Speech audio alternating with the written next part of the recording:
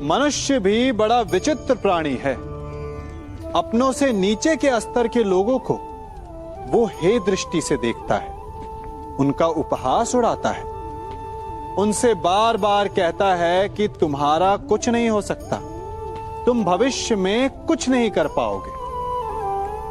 जब मनुष्य के पास धन, संपत्ति, मान होता है तो वो दूसरों का आदर नहीं करता, परंतु वो एक बात भूल जाता है कि उससे भी अधिक शक्तिशाली कोई अस्तित्व में है, और वो है समय। काल काल अपना चक्र कब बदलेगा ये कोई नहीं जानता। समय अपनी करवट कब लेगा ये कोई नहीं जानता। कोयला भी समय के साथ साथ हीरे में परिवर्तित हो जाता है। इसलिए जीवन में कभी भी किसी का भी उपहास नहीं उड़ाना चाहिए।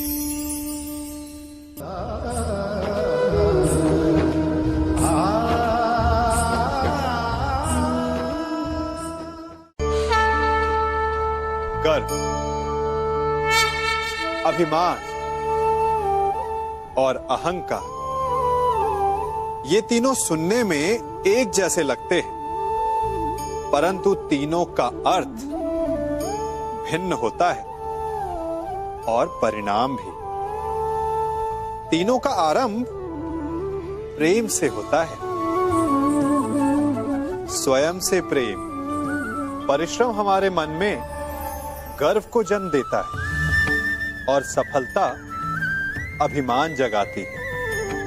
यहां तक ठीक है, परंतु जब ये भावना अहंकार बन जाती है तब वो समस्या बन जाती है, क्योंकि सबसे बुरा अंत अहंकारी का ही होता है। परंतु मनुष्य के लिए पहेली यही है कि पहचाना कैसे जाए कि अहंकार जग गया है और उसका दमन आवश्यक है। इसका उत्तर मैं नहीं, आपका मन देगा। जब तक आप स्वयं से प्रसन्न हैं, जब तक आप सबसे ऊंचा उठने का प्रयास कर रहे हैं, तब तक ठीक है।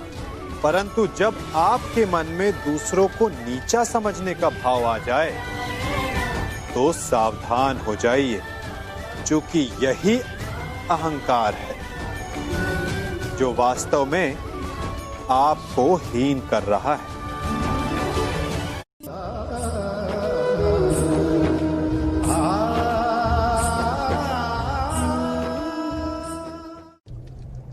हमारा शरीर प्रकृति का एक महान आविष्कार है। इससे जटिल संरचना संसार में और कोई नहीं। हमारा शरीर जितना जटिल है, यदि इसे ठीक से जाना जाए तो इससे अधिक सरल ज्ञान देने वाला और कोई नहीं। हमारे शरीर में पंच इंद्रियां होती हैं जो हमें भाव, गुण और वस्तुओं का बोध कराती हैं। हमारे पास आंखें हैं, नाक है, स्पर्श के लिए त्वचा है, कान है और जीभा है। सबका भिन्न भिन्न कार्य है। आंखों से देखना, कानों से सुनना, नथनों से श्वास लेना, त्वचा से स्पर्श करना और जीभा से स्वाद लेना। परंतु क्या आपने कभी सोचा कि प्रकृति ने हमें 2 आंखें दी, 2 नथने दी, 2 कान दी, स्पर्श के लिए ये पूरा शरीर दिया, परंतु जीभा केवल 1 दी? ऐसा क्यों? क्योंकि प्रकृति चाहती है कि हम देखें अधिक, सुने अधिक और ज्ञान अधिक अर्जित करें, बोले कम। क्योंकि अधिक वाचाल नाश को निमंत्रण देता है। स्मरण रखिएगा।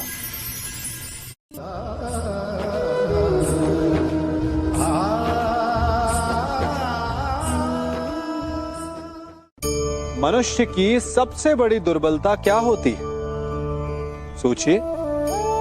धन, प्रेम, अहंकार।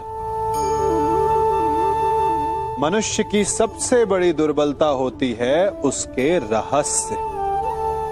चाहे आप कितने भी शक्तिशाली क्यों ना हो, कितने भी प्रबल क्यों ना हो, परंतु उसके रहस्य उसके नाश की चाबी होती है। इसलिए यदि प्रबल रहना है, शक्तिशाली रहना है, समर्थ रहना है, तो अपने रहस्य को किसी को भी ना बताएं, ना मित्र को और ना ही शत्रु को, क्योंकि समय पड़ने पर कब कौन शत्रु हो जाए ऐसा कहना संभव नहीं।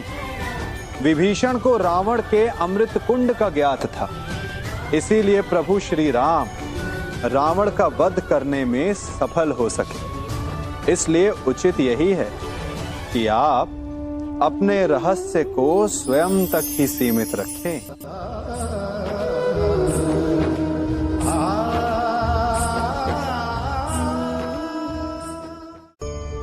मनुष्य जीवन की परीक्षा में सफल होने के लिए क्या नहीं करता?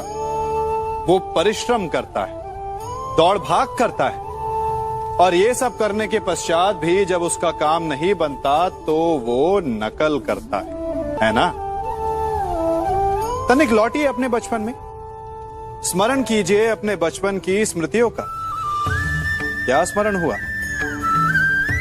विद्यालय में जब आप परीक्षा देने जाते थे तो क्या होता था? आप ना सहे, परंतु कोई ना कोई सफलता पाने के लिए नकल करता ही था और उत्तीर्ण भी हो जाता था, है ना? परंतु जीवन की परीक्षा ऐसी नहीं होती। नकल करने वाला सफल नहीं होता।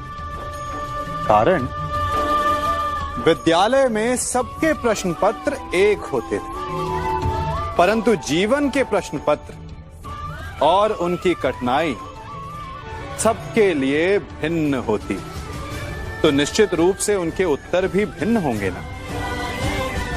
इसलिए यदि आपको जीवन में सफलता पानी है तो नकल ना कीजिए, स्वयं के प्रश्नों का उत्तर स्वयं ढूंढिए और सफलता आपकी ही होगी।